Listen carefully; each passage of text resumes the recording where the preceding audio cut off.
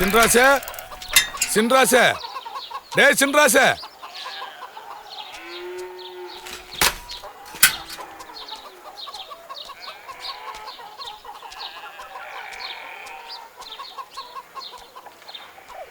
வீடு பூட்டி கிடக்கு, மாட்டையும் காணோம். எங்க போயிட்டான்? பெரியசாமி, சின்ராச பாத்தியா? இப்பதான் மாட்டை ஓட்டிட்டு போறேன். அடச்சே.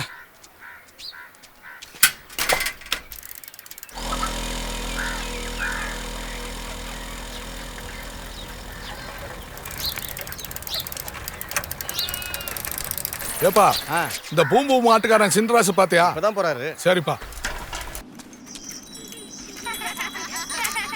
ஏ சின்ராச,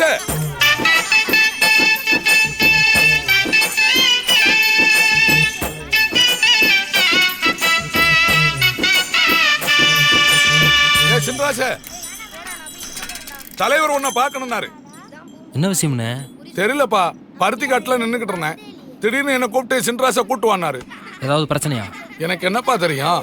வா வா வா.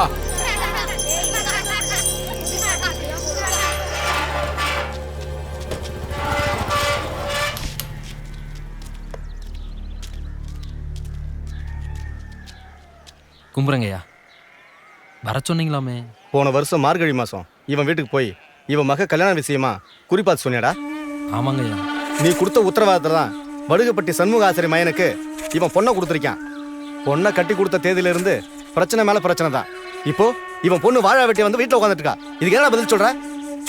ஜோசியம், ஜாதகம், பூஜை, புனஸ்காரம் இதெல்லாம் ஜனங்களோட நம்பிக்கைடா. இதுல யாரும் விளையாடக்கூடாது.